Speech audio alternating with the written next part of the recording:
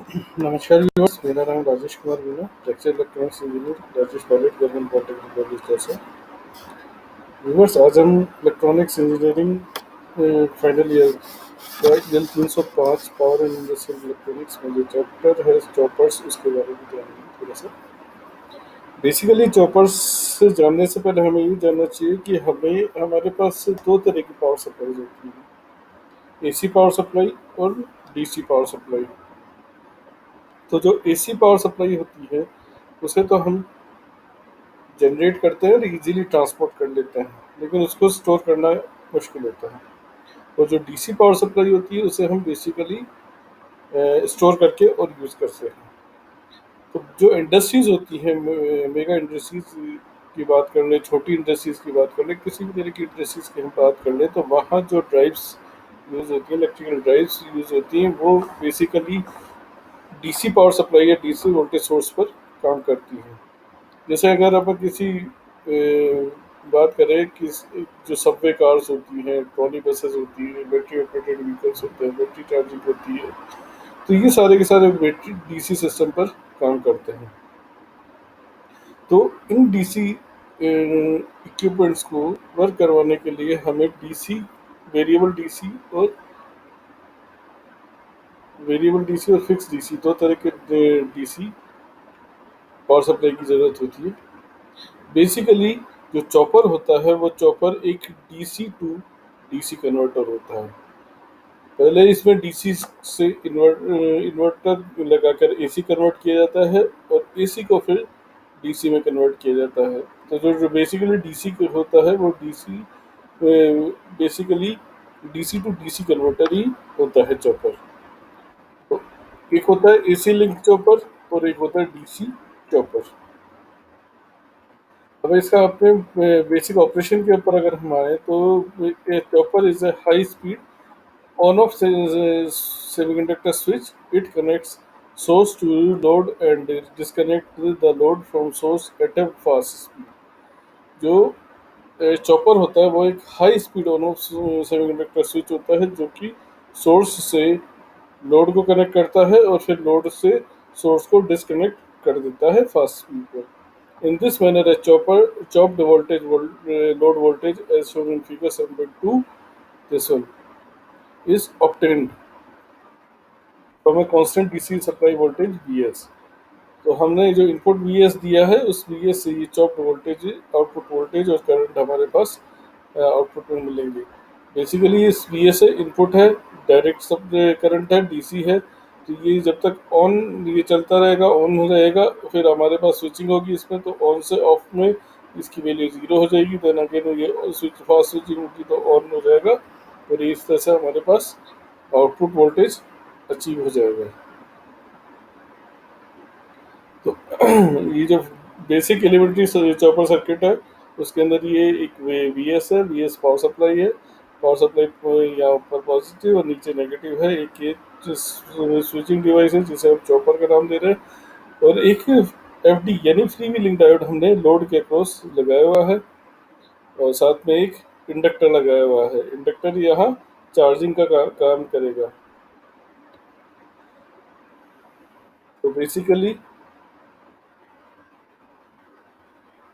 अब अगर इसकी प्रिंसिपल की बात करें तो for the sake of highlighting the principle of chopper operation, the circuit used for controlled the on off period of the switch is not shown. During the period T on, chopper is on and the load voltage is equal to the source voltage Vs. During the interval T off, chopper is off, load current flows through the freewheeling diode FD. As a result, load terminals are short circuited by FD and load voltage is therefore during zero during turning T off.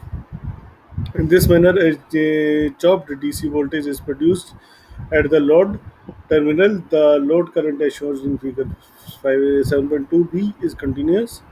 तो average load voltage होगा वो T on upon T on plus T off upon into V S होगा, और T on upon ये T क्या हो जाएगा, T हो जाएगा T on plus T off into V S equals to alpha V S, और T on is equals to on time T off is off time, T is total time, T on plus T off equals to chopping period, और इसे हम duty cycle बोल देंगे alpha. Alpha equals to T on upon T equals to duty cycle. Thus the load voltage can be controlled by varying duty cycle alpha. तो हम alpha को very करवा कर लोड वोल्टेज को हम वेरी करवा सकते हैं। बेसिकली जो वी नोड है, आउटपुट वोल्टेज है, वो F dot T on into V S होगा। वी एस है सप्लाई वोल्टेज और एफ है वन बाई टी यानी चॉपिंग फ्रिक्वेंसी। चॉपिंग फ्रिक्वेंसी का मतलब ये है कि हमारा जो स्विचिंग है, स्विचिंग टाइम क्या है, उसको चॉपिंग फ्रिक्वेंसी का नाम दे देंगे। अब इसमें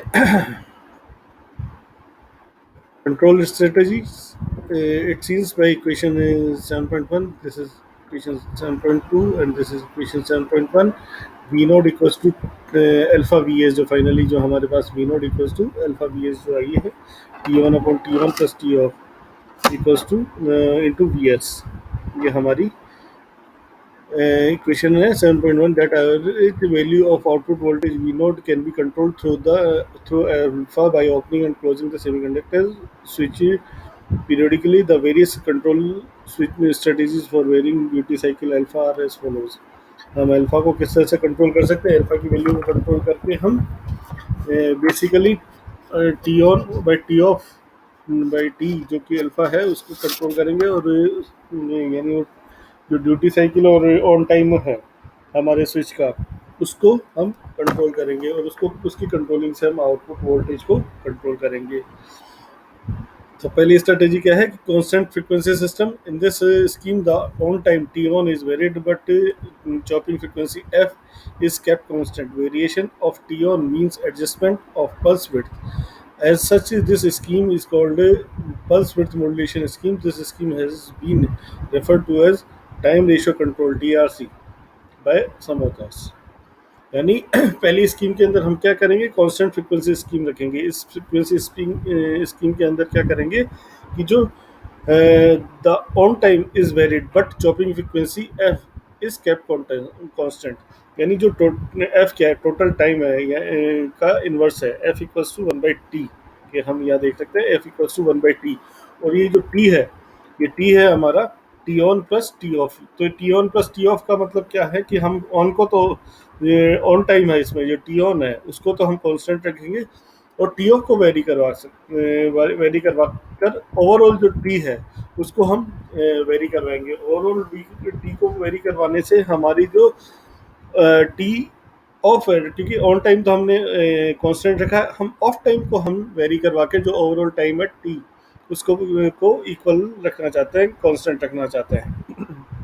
तो उससे हमारी जो फ्रीक्वेंसी में चेंज होगी, तो हमने अगर टी ऑन को तो कांस्टेंट रखा और टी ऑफ की वैल्यू चेंज की, टी ऑफ की वैल्यू चेंज करने से हमारा ओवरऑल जो टाइम है उसकी वैल्यू चेंज होगी। उसकी वैल्यू चेंज करके हम जो फ्रीक्वेंसी होता है उसको हम चेंज कर लेंगे।